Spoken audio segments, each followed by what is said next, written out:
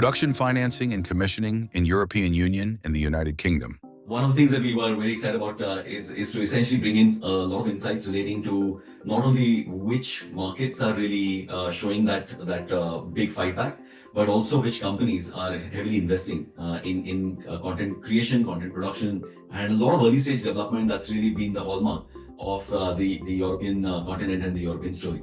My name is Atul, and I'm joining in from the San Francisco Bay Area. And I'm Kunal, I'm joining from Virginia. Welcome, everybody. Europe production trends.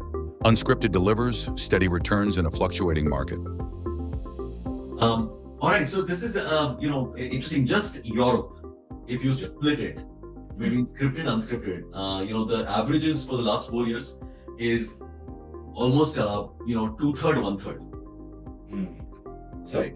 So we're looking at productions, right? Purple is unscripted, blue is scripted, right? And there's a huge gap, right? When you look at Q2 of 22.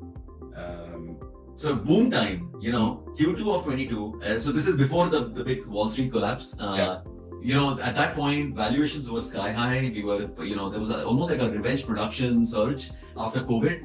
Right. Everybody wanted to produce and a lot of money coming in. Good ideas, bad ideas, everything was getting financed at the time. And what essentially led, the surge of was actually inscripted. So when there is money, you invest. There's a lot of scripted production gets greenlit. I think that's what we are saying. And the opposite is also true, right? During strikes, when there are no writers at all available. So what are you going to do? It's more unscripted, and again, that had a big squeeze. So at the highest point for scripted, it was 74-26. At the lowest point, it was 61-39. But what it essentially averages is 68-32 from a European perspective. Let's see how steady unscripted is, right? With everything else was going on, the volume was still coming through. Yeah. The other aspect is both lines have actually moved up a few notches. That's true. Right? Yeah. I mean, the baseline has gotten shifted, and Europe is, we've been saying this for now a few quarters, that Right. Europe, watch out for Europe, there's something cooking there.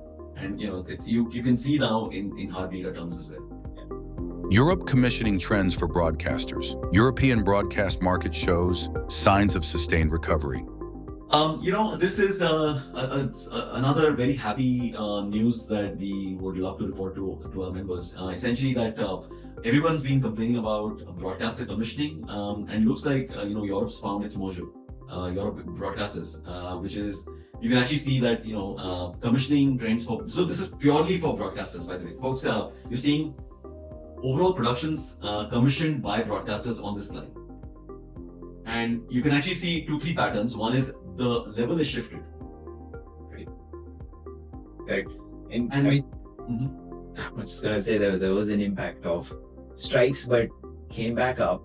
And compared to the amount of new productions that were getting greenlit in 21 to now, if you look at end of 24 and 25, right, the arrows are going up for sure.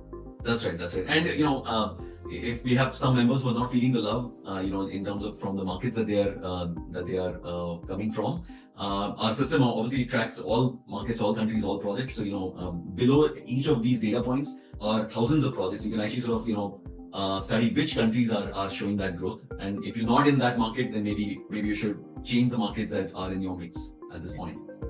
Top European production hubs ranked based on 2024 releases.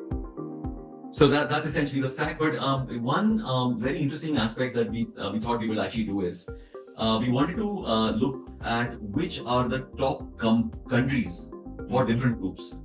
So for Netflix, which are the top European markets where they are producing, right?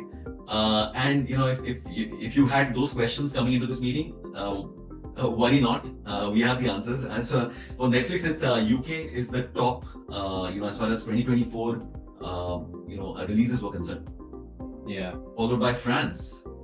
Yeah. Spain, Italy, Germany. Fascinating, right? 5 regions that they are super active in producing. Disney, Sony, predominantly UK, right? Comcast includes Sky, right? So, and then there are Italian versions, the broadcasters are there as well. So you got both of those. And Vivendi French, obviously, you will see that as number 1. And then they're in Belgium and Poland, a lot of the acquisitions that they've been doing as well. That's right. And it's interesting, Vivendi and I mean, they own a host of other assets and companies. For them, their top three markets are very, very different. Yes. Everybody else's. Yeah. It's France, Belgium, and Poland. But look at Warner Bros. Discovery. Their number two market from an overall releases perspective was Poland. And again, they have some assets that they own. So this is all grouped up at the group level. Includes all subsidiaries and broadcos and streamers and broadcasters. Sign up for the Vitrina webinar today.